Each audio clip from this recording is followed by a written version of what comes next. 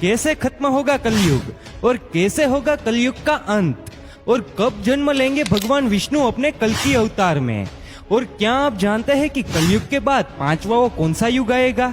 तो चलिए जानते हैं इस वीडियो में। तो वीडियो को अंत तक जरूर देखें। हिंदू धर्म के पौराणिक ग्रंथ में 4 युग का जिक्र किया गया है, सतयुग, त्रेतायुग, द्वापर और कलयुग। इसमें से क्या आप जानते हैं सबसे श्रापित यानी कि सबसे खराब युग कौन सा है, और ये युग में कैसी कैसी आफत का सामना करना पड़ेगा? अगर नहीं तो आज के वीडियो में अंत तक जुड़े रहे। तो दोस्तों, पौराणिक ग्रंथ के अनुसार 4 युग में से सबसे श्रापित और खराब युग कलयुग को माना गया है, और हम जिस युग में जी रहे हैं वो कलयुग ही है। और शायद मुझे बताने की जरूरत नहीं है कि दिन प्रतिदिन कलयुग की हालत बद से बदतर हो रही है। वैसे कलयुग के बारे में ये लाइन तो आपने जरूर सुनी होगी, रामचंद्र कह गए सिया से, ऐसा कलयुग आएगा, हंस चुगेगा दाना दुनका और कौवा मोती खाएगा। दोस्तों, कौवा मोती खाएगा या नहीं ये तो आने वाला वक्त ही बताएगा, लेकिन कलयुग के बारे में ऐसा बहुत कुछ है जिसका जिक्र हमारे पौराणिक ग्रंथों में किया गया है, और यकीनन इसे जानने के बाद आप भी कलयुग को श्रापित युग मानने लगेंगे। दोस्तों, क्या है कलयुग की पूरी सच्चाई, हम आपको बताएं उससे पहले आइए बाकी के 3 युगों के बारे में जान लिया जाए। सतयुग यानी सत्य का युग। दोस्तों, सनातन धर्म का सबसे पहला युग है सतयुग, जिसे सत्य का युग भी कहा जाता है। पुराणों में सतयुग की कालावधि 17,28,000 साल बताई है। सतयुग में प्रतीकात्मक रूप से 4 स्तंभ थे, तप, सत्य, शुद्धि और दया। आप इन्हें धर्म के 4 पैर भी कह सकते हैं। इस समय इंसानों की लंबाई 32 फीट हुआ करती थी, यानी जरा सोच के देखिए कि उस समय का इंसान लगभग 21 हाथ जितना लंबा होता था। सतयुग में इंसानों की आयु भी काफी ज्यादा हुआ करती थी। उस समय का इंसान 10,000 वर्ष से 1,00,000 वर्ष तक जीवित रहता था। सतयुग में धरती पर पाप की मात्रा 0 होती थी, यानी पाप क्या है वो सतयुग के लोगों को पता तक नहीं था। उस समय के लोगों में पुण्य सबसे अधिक हुआ करता था, यानी कि सतयुग में जितने भी लोग थे सब के सब पुण्यात्मक थे। राजा हरिश्चंद्र की कहानी तो आप सबने सुनी ही होगी, जो अपने पूरे जीवन काल में सदा सत्य के मार्ग पर ही चले थे।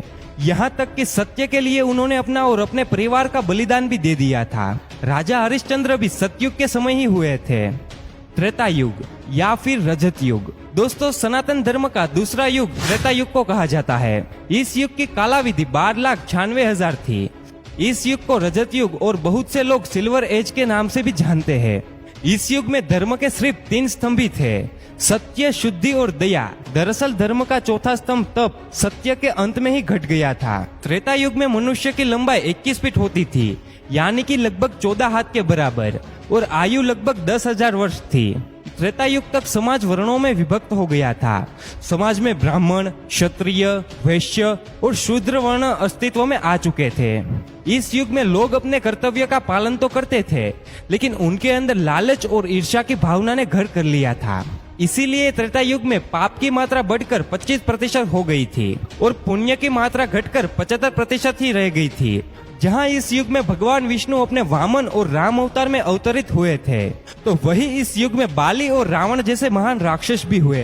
बाली, जिन्होंने भगवान वामन को पूरी धरती दान में दे दी थी, तो वही रावण जिसने माता सीता का अपहरण करने के बाद भी उन्हें छुआ तक नहीं। द्वापर युग। दोस्तों, सनातन धर्म का तीसरा युग द्वापर युग को माना जाता है। इस युग की कालावधि 8,64,000 थी। धर्म का तीसरा स्तंभ शुद्धि त्रेता युग के अंत में ही समाप्त हो गया था। इसीलिए इस युग में धर्म के केवल 2 स्तंभ ही बचे थे, और वो थे सत्य और दया। इस युग में इंसान की लंबाई घटकर 11 फीट रह गई थी, यानी लगभग 7 हाथ जितनी, और उम्र घटकर 1,000 वर्ष रह गई थी। इस युग के लोगों को अपने कर्तव्य का ध्यान नहीं था। लोगों के अंदर काम, क्रोध, लोभ जैसी भावनाएं जन्म ले चुकी थी। इस वजह से इस युग में पाप की मात्रा बढ़कर 50% और पुण्य की मात्रा घटकर 50% हो गई थी। यानी इस युग में आधे मनुष्य पापी और आधे पुण्यात्मक थे। हालांकि द्वापर युग में ही इतिहास का सबसे बड़ा महायुद्ध महाभारत हुआ था, जिसमें एक स्त्री को भरे समाज में लज्जित किया गया था। धर्म को बढ़ता देखकर इस युग में भगवान विष्णु अपने श्री कृष्ण अवतार में अवतरित हुए थे, और धर्म की स्थापना के लिए महाभारत के महायुद्ध में पांडवों का साथ दिया था। साथ ही साथ इस युग में भगवान कृष्ण ने कुरुक्षेत्र की युद्ध भूमि में अर्जुन को गीता का ज्ञान देकर संपूर्ण मानव समाज को धर्म के महत्व से परिचित कराया था। कलयुग। दोस्तों, सनातन धर्म का चौथा और अंतिम युग है कलयुग। पुराणों में कलयुग की कालावधि 4,32,000 साल बताई गई है। वर्तमान का युग कलयुग ही है। अभी कलयुग का प्रथम चरण चल रहा है। पुराणों को ध्यान में रखकर विशेषज्ञों द्वारा की गई गणनाओं के मुताबिक अभी कलयुग के 5,000 वर्ष ही बीते हैं, यानी कि कलयुग का अंत होने में अभी 4,27,000 साल बचे हुए हैं। इस युग में धर्म का सिर्फ एक ही स्तंभ दया बचा है, जो कि इस युग के अंत तक समाप्त हो जाएगा। वहीं इस युग में पाप की मात्रा 75% और पुण्य की मात्रा 25% बताई गई है। साथ में यह भी कहा गया है कि पुण्य की यह मात्रा कलयुग के अंत तक घटकर शून्य हो जाएगी। इस युग में इंसान की औसत लंबाई 5 फीट 5 इंच बताई गई है, यानी लगभग 3.5 हाथ, और उम्र 80 से 90 साल बताई गई है।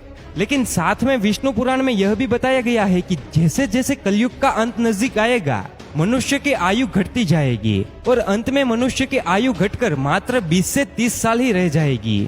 उस समय छोटे छोटे बच्चे गंभीर बीमारियों का शिकार होंगे। कम उम्र में ही बच्चों की आंखों पर चश्मे और बालों में सफेदी छा जाएगी। हर इंसान रोग से परेशान होगा।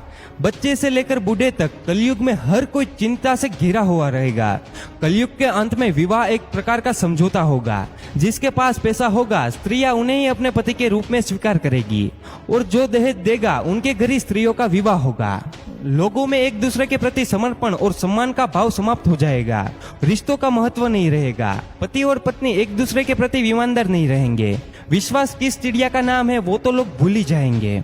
जिस व्यक्ति के पास जितना धन होगा उतना ही ज्यादा शक्तिशाली माना जाएगा। ऐसे ही लोग विद्वान और धर्मात्मा कहलाएंगे, और ऐसे ही लोग समाज में पूजे जाएंगे।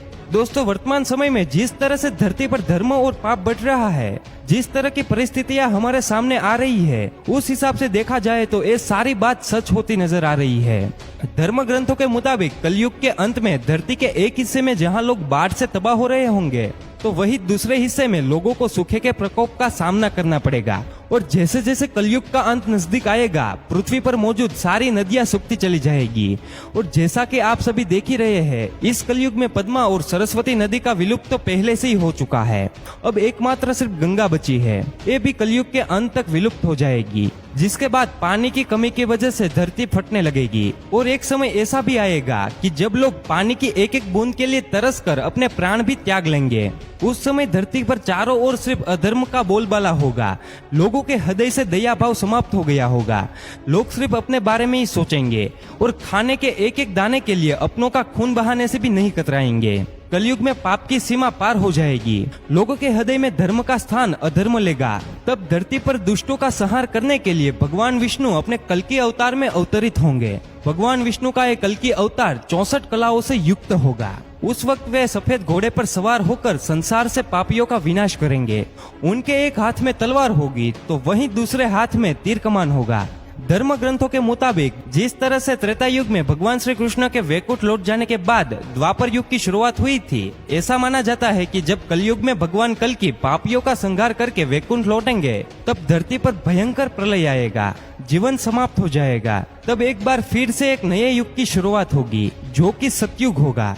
दोस्तों, ये थी कलयुग की असली सच्चाई। क्या आपको इसके बारे में पहले से ही पता था? अपना जवाब हमें कमेंट्स में जरूर बताइए।